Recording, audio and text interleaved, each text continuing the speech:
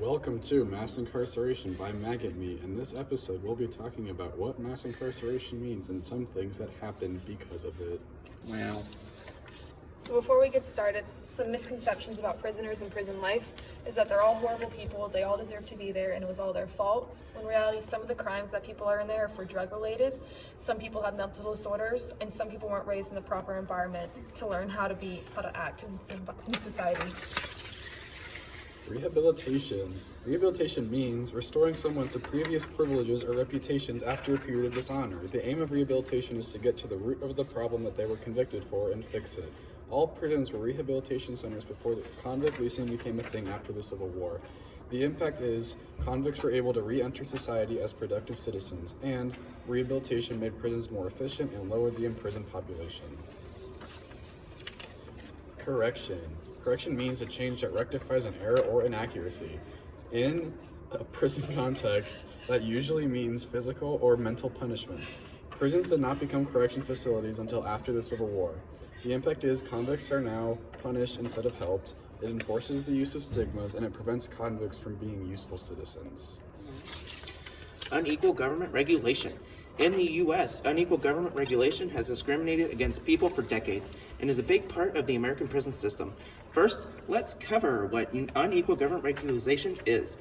Unequal government regulation is the laws or regulations that purposely obstruct a group's rights. Today, in the American prison system, the majority of males in prison are African American, which stems from unequal government regulation. Thanks to the Jim Crow laws, the African American community is still discriminated against and still have the more stricter laws and less opportunities in life. Voting, educational opportunities, and healthcare are all examples of unequal government regulation today against not only the African American community and the American prison system, but everyone.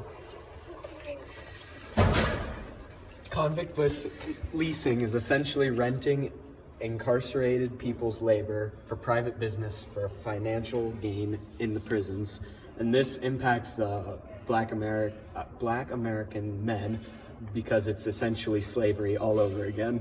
All right. The school-to-prison pipeline is being suspended or expelled from school, and that leads to young people doing crime. This comes from the zero-tolerance theory because when students do anything mildly wrong, they can be suspended or expelled, and that leads to them doing crime. All right. Public prisons versus private prisons. Some people may think that there are extreme differences between public and private prisons, but in reality, the differences are pretty minor. The main difference between the two is how they are funded. Public prisons are funded by the citizen taxpayer dollars, and private prisons are funded by how many inmates they have. Also, public prisons were the norm until about the 1980s. Then private prisons, became much more popular.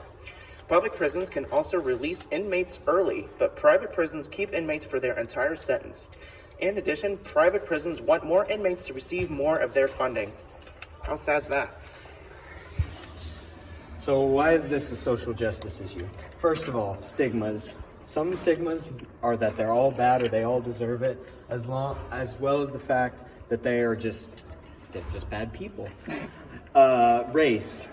While white people make up the majority of the U.S. population, however, in prisons, they do not make up as much of the majority as black people. Also, exclusions. When ex-cons re-enter society, we tend to exclude them, and that leads to them doing more crime. So how can we solve this problem? We need to listen to their stories, and we can't just listen. We have to understand what they went through and to understand that they didn't want to end up where they are. We also have to avoid believing the stigmas that everyone talks about, for most of them are not true in a lot of cases. And then what could you, as a student, do? You can share their stories, talk against the biases, and give correct information to help to fight against stigmas. Sorry for the stuttering there, y'all. Thank you for listening. This has been Mass Incarceration. Bye-bye.